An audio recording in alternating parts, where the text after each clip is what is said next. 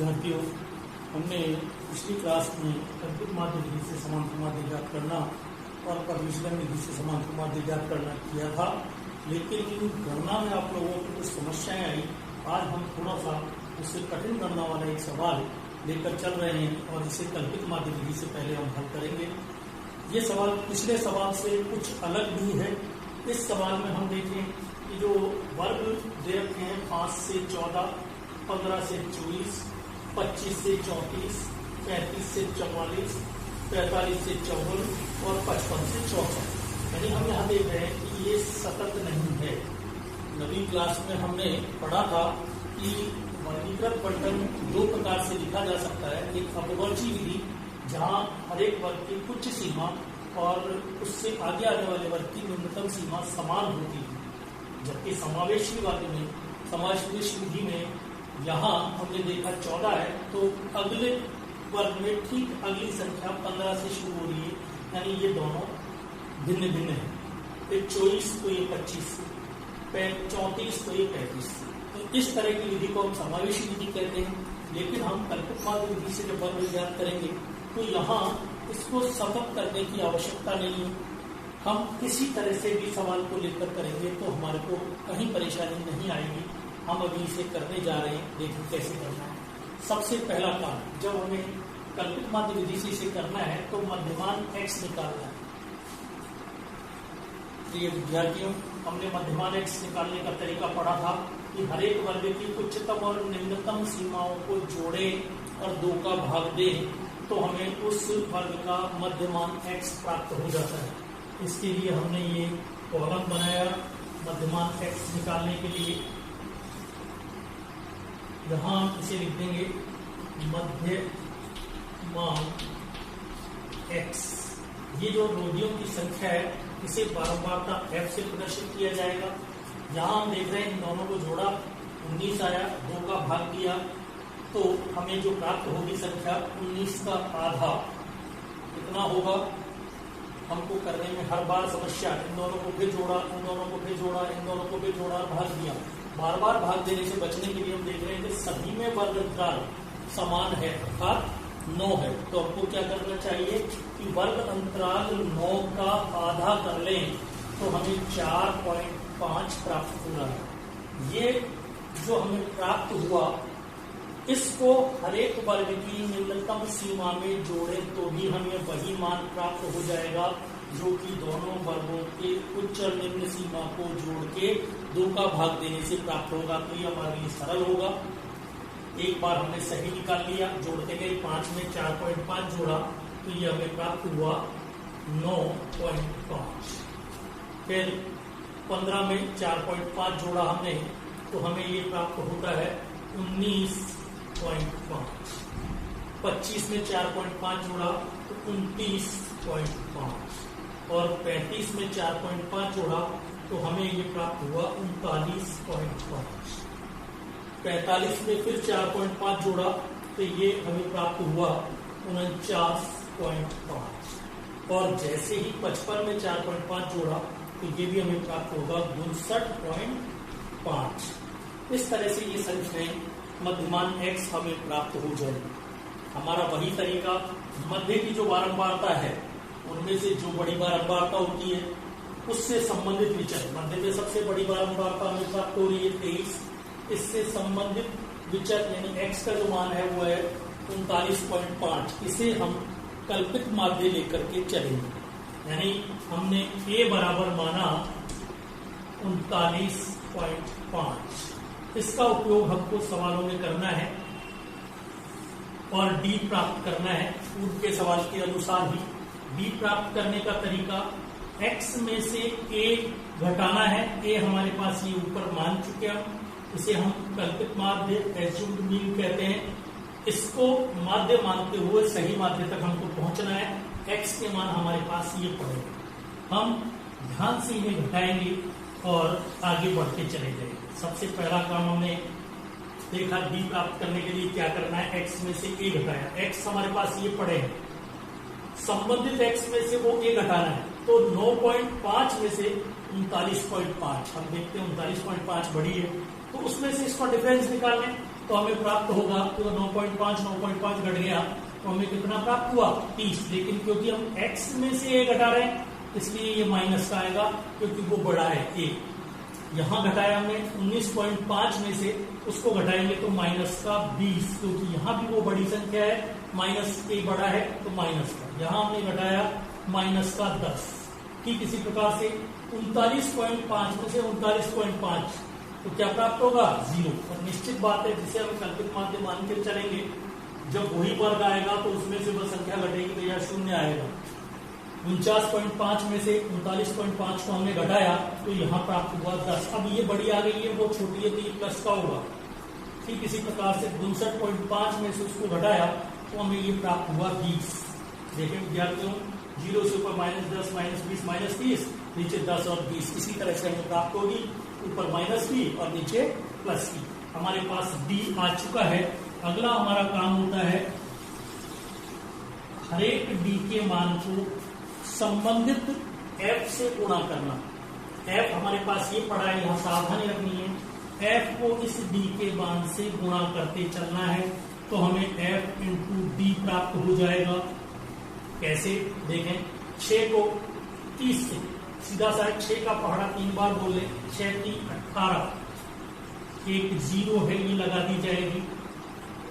11 को 20 से, ये माइनस का है, माइनस अपनी जगह जाएगा, 11 दूनी 22 और ये 0 लगा दी, ये यहाँ अपनी जगह।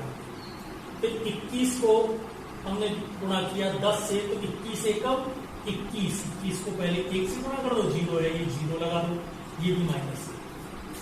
इसके बाद 23 को जैसे ही 0 से जिस संख्या को गुणा किया जाता है वो 0 हो जाता है।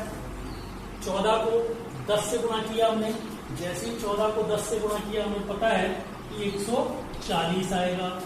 5 को 20 से, तो 5 का पहाड़ा 2 बार बोल लें, 5 दूनी 10 और 1 0 ये लग गई, तो ये हमारे पास 20 25 100 ऐसे भी कर सकते हैं। सावधानी से गुणा करना है, यहाँ गुणा करने में दशमलव की संख्याओं को हल करने में सावधानी जरूरी है। इसके बाद हमारा अगला काम होता है कि हमें प्राप्त करना है सिग्मा एफ डी, जिसका उपयोग सवाल में करना है। हमें प्राप्त करना है कैपिटल एन यानी बारंबारताओं का जोड़, जो इस कॉलम से आएगा ये भी हमें प्राप्त करना है। पहले हम एन प्राप्त करते हैं, 5 और 4 9, 9 और 3 12, 1 14, 1 15 और 6। दोबारा देखें, 5 4 9, 12 13 और 1 14 और 6 20 की 0।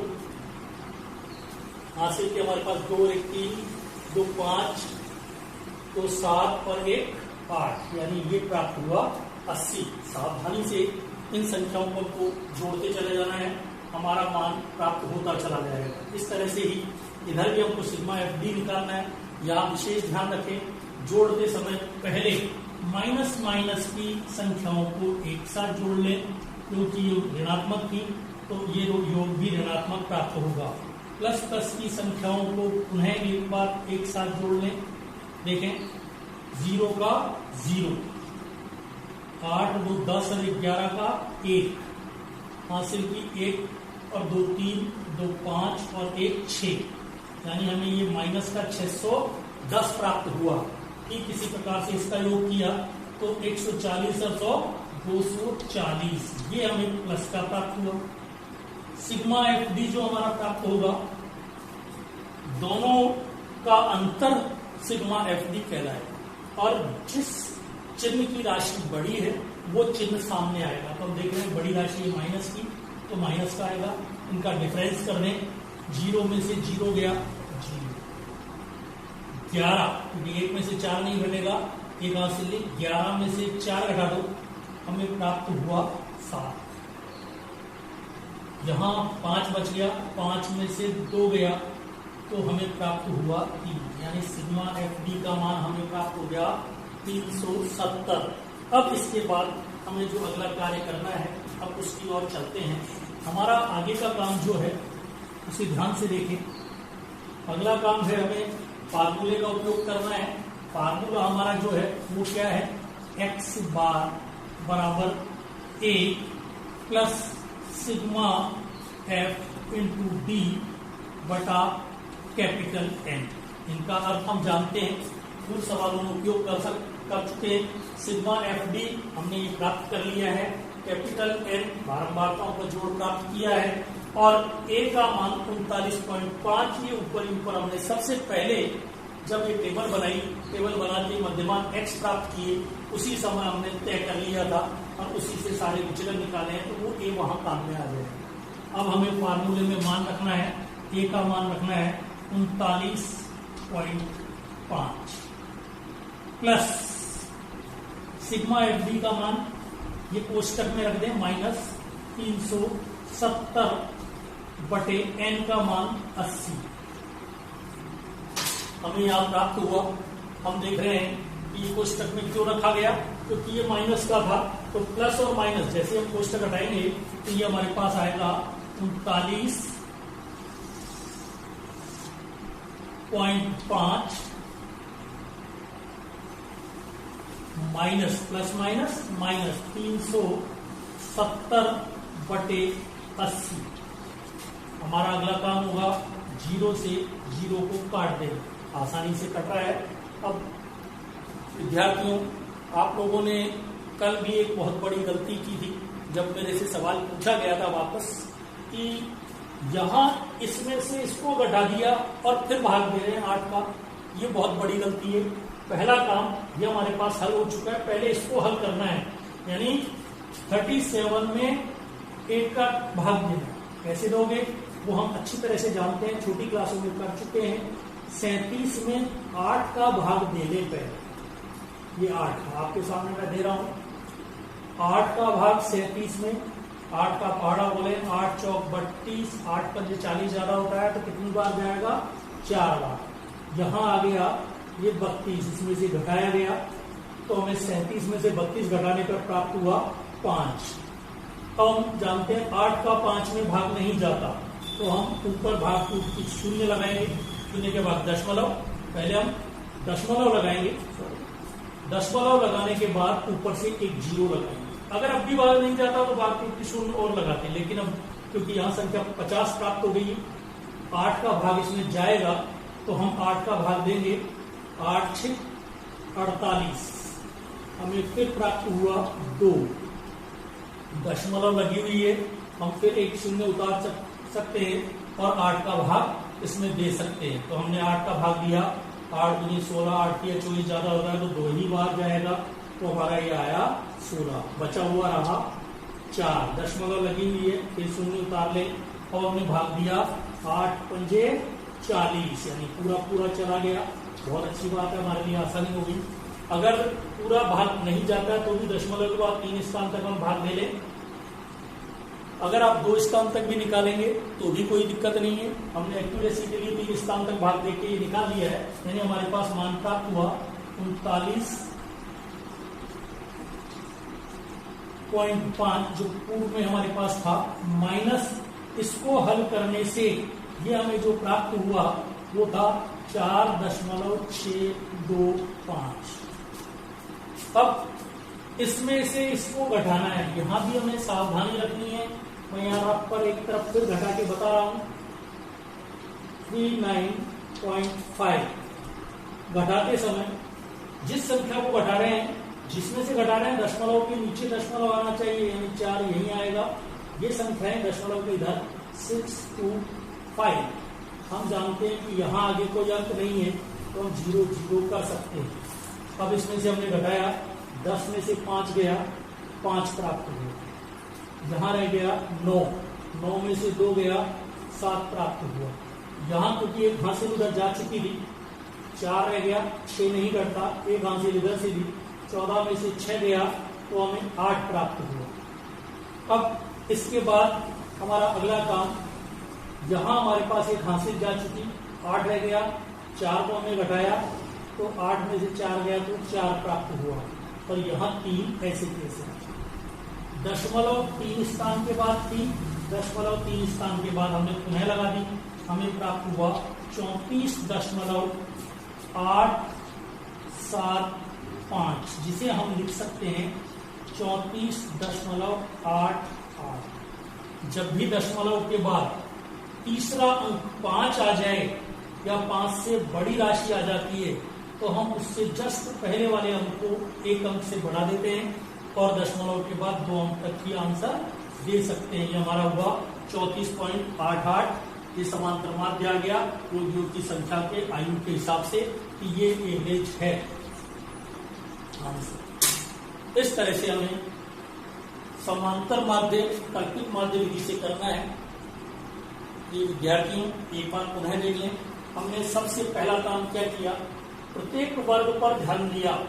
हमने देखा कि ये समावेशी विधि है क्योंकि उच्चतम और निम्नतम सीमाएं अलग अलग है। तो इस स्थिति में क्योंकि रेगुलरिटी है तो हमने सबसे पहले अंतराल पर ध्यान दिया। हमने देखा सबके बीच में वर्ग का जो अंतर है वो 9 का। वर्ग अंतराल 9 का आधा किया, 2 का भाग देकर 4.5 प्राप्त हुआ। इस 4.5 को जो इसकी प्रत्येक वर्ग की निम्नतम सीमा है उनमें जोड़ने से हमें मध्यमान x प्राप्त हुआ। जो मध्यमान x हमें प्राप्त हुआ उस मध्यमान x में से जिसकी सबसे बड़ी बारंबारता है उस वाले x के मान को a के रूप में हमने यहाँ योग में लिया, अर्थात कल्पित माध्य मान के चले और इसकी सहायता से सही माध्य तक हमको पहुंचना है। a मानने के बाद अगला कॉलम हमको जो बनाना होता है कल्पित माध्य विधि में वो होता है विचलन d का। d प्राप्त करने का तरीका है x में से a को घटाना। x हमारे पास ये पड़े हैं, a हमने ये ऊपर मान रखा है। प्रत्येक x के मान में से a के मान को घटाते गए। 9.5 में से 39.5 घटाया माइनस का 30 आया। 19.5 में से 39.5 घटाया माइनस का 20 आया। 29.5 में से 29.5 में से 39.5 घटाया माइनस 10 प्राप्त हुआ। इस तरह से हमने ये d का मान प्राप्त किया। जो d के मान हमने प्राप्त किए प्रत्येक d के मान को संबंधित f से, ये f पढ़िए, ये d का मान हम निकाल चुके हैं, संबंधित f से गुणा करते गए और गुणनफल से हमने fd प्राप्त कर लिया।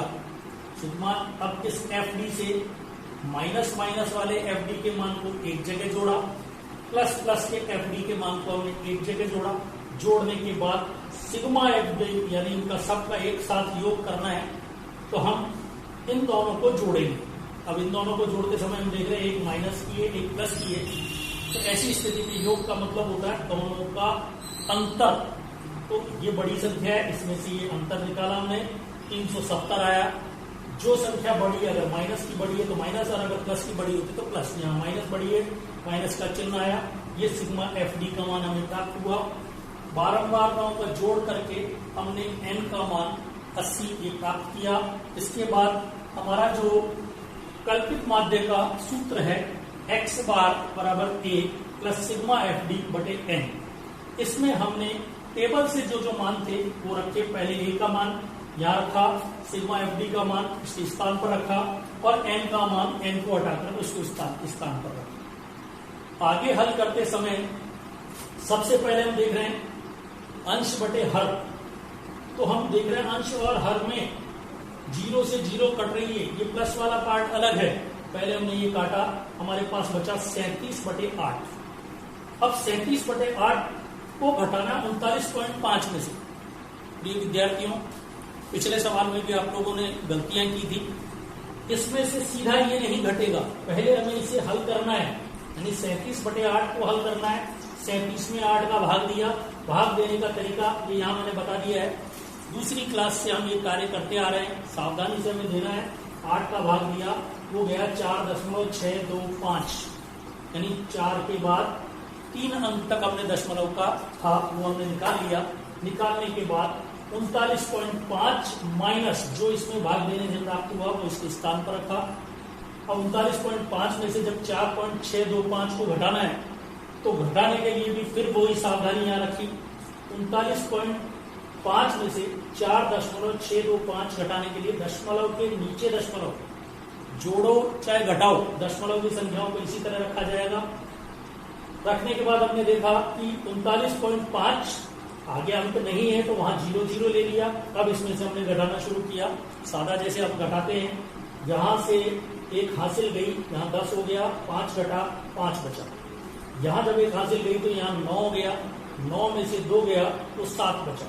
यहाँ से हासिल जा चुकी थी एक आगे, तो 4 बचा, 4 में 6 नहीं जाता, 9 से एक हासिल इधर उधर दी गई, तो यहाँ पे हो गया 14 में से 6 गया, तो हमारे पास 8 बचा। यहाँ हमारे पास अब 8 रह गया, 8 में से 4 गया तो 4, और यहाँ 3 अपने स्थान पर, यानी हमारा आंसर आया 34.88। ये हमारा आंसर है समांतर माध्य इस सवाल। धन्यवाद।